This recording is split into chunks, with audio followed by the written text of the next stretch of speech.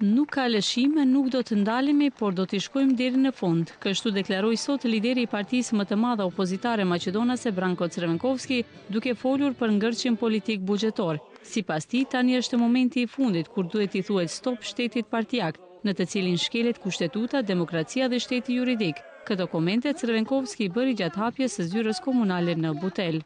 Dragi prijatelji, të nderuar miq, tani është momenti i fundit kur duhet të thuhet stop, të ulet rari, të thuhet mjaft, më tepër nuk ju lejojmë.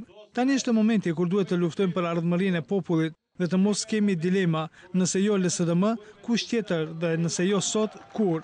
Ne në partinë tonë jemi të vetëdijshëm për gjithë përgjegjësinë dhe detyrimin që është mbi supet tona, për pritjet e popullit nga ne në këtë periudhë. Dëshiroj të porosisë qartë se ne atë detyrim do ta realizojmë, atë detyrë do ta kryejmë, jemi të vendosur fuqishëm, të shkojmë deri në fund.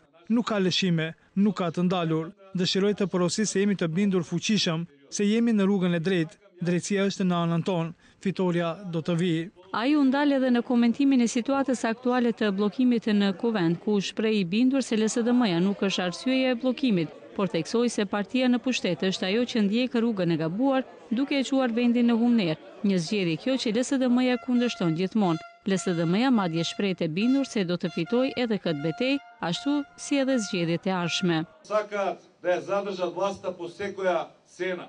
Ata dëshirojnë ta mbajnë pushtetin me çdo çmim, pas zgjedhur mjete, me forcë, me kërcënime dhe presion, me shkeljen e kushtetutës dhe ligjeve dhe me friksime. Pikërisht këto ditë në parlament, edhe sot në këtë moment, tentojnë ta shkelin kushtetutën, ligjin dhe rregulloren.